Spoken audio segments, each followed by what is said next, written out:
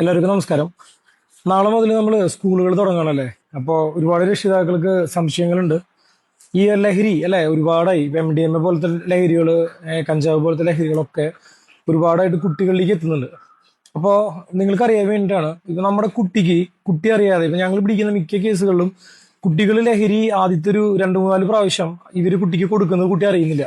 അതായത് ഇവരുടെ ലക്ഷ്യം അല്ലെ, ലഹരി വിൽക്കുന്ന ആളുകളുടെ ലക്ഷ്യം എന്താണെന്ന് വെച്ച് കഴിഞ്ഞാൽ കുട്ടിയെ ലഹരിക്ക് അടിമപ്പെടുത്തുക അല്ലെ. ആദ്യത്തെ കുറച്ചു കാലം ഉപയോഗിച്ച് കഴിഞ്ഞാൽ ഓട്ടോമാറ്റിക്കായിട്ട് എന്താവും, കുട്ടി ഡ്രഗ്സിന് അഡിക്ഷനായി മാറും.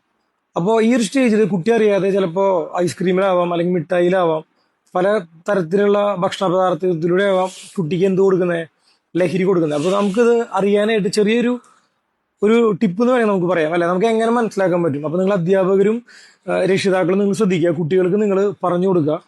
പറയേണ്ട കാര്യത്തിലുള്ളൂ. അതായത് ഒരു കുട്ടി ഒരു മിഠായിയോ അല്ലെങ്കിൽ ഐസ്ക്രീമോ എന്തെങ്കിലും ഒരു സംഭവം കഴിക്കുമ്പോൾ, അത് ചിലപ്പോൾ ഒരു കൂട്ടുകാരൻ തന്നതാവാം അല്ലെങ്കിൽ ഒരു കടയിൽ നിന്ന് വാങ്ങിയതാവാം.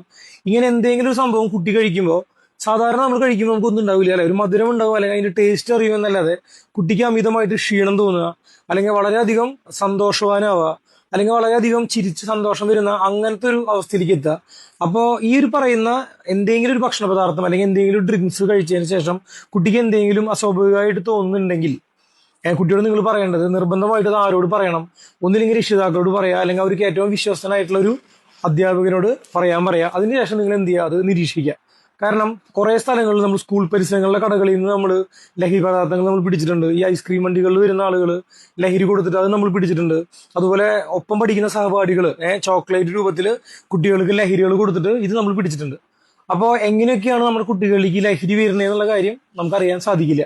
അപ്പൊ ഞാൻ ഇപ്പോൾ പറഞ്ഞൊരു കാര്യം നിങ്ങൾ എന്ത് ചെയ്യുക, നിങ്ങളുടെ കുട്ടികളെ പറഞ്ഞ് പഠിപ്പിക്കുക. ഇതുപോലെ എന്തെങ്കിലും അവർക്ക് കഴിക്കുമ്പോൾ, ഒരു പ്രാവശ്യം കഴിക്കുമ്പോൾ എന്തെങ്കിലും ഒരു ശരീരത്തിന് എന്തെങ്കിലും ഒരു പ്രത്യേകതകൾ തോന്നുന്നുണ്ടെങ്കിൽ ധൈര്യമായിട്ട് നിങ്ങൾ എന്ത് ചെയ്യുക, ഒരു സംശയം വേണ്ട, നിങ്ങൾക്ക് നിങ്ങളുടെ അടുത്തുള്ള പോലീസ് സ്റ്റേഷനിൽ പോയിട്ട് നിങ്ങൾക്ക് അറിയിക്കാൻ പറ്റും. ഒരു പ്രാവശ്യം കൊണ്ട് വേണമെങ്കിൽ നിങ്ങൾക്ക് പരീക്ഷിച്ച് നോക്കാം. അല്ലെങ്കിൽ കുട്ടി അങ്ങനെ പറയുന്നുണ്ടെങ്കിൽ, അല്ലെങ്കിൽ ഒരു കടയിൽ ഇങ്ങനെ ഒരു സംഭവം കൊടുക്കുന്നുണ്ട്, അല്ലെങ്കിൽ ഇന്നൊരാൾ തന്നൊരു മിഠായി ഇങ്ങനെ ഉണ്ടായി എന്ന് പറയുകയാണെങ്കിൽ അടുത്ത പ്രാവശ്യം ആ ഒരു വ്യക്തി നമുക്ക് തരുമ്പോഴോ അല്ലെങ്കിൽ ആ കടയിൽ ആ മിഠായി കൊടുത്തു എന്ന് പറയുകയാണെങ്കിൽ ഒരുപാട് കുട്ടികൾ ഈ ഒരു മിഠായി വാങ്ങാനായിട്ട് പോവാണ് എന്നുണ്ടെങ്കിൽ നിങ്ങൾ എന്ത് ചെയ്യണം, ധൈര്യമായിട്ട് നിങ്ങൾ പോയിട്ട് ആ ഒരു സംഭവം എന്താണെന്നുള്ളത് അന്വേഷിക്കാനായിട്ട് നിങ്ങൾ നോക്കണം കേട്ടോ. കാരണം ഡ്രഗ്സ് നല്ല രീതിയിൽ ഇന്ന് സ്പ്രെഡ് ഉണ്ട്. പോലീസിന്റെ മാക്സിമത്തിൽ കാര്യങ്ങൾ ചെയ്യുന്നുണ്ട്, കേസുകൾ എടുക്കുന്നുണ്ട്, അതൊക്കെ ആ വഴിക്ക് പോകുന്നുണ്ട്.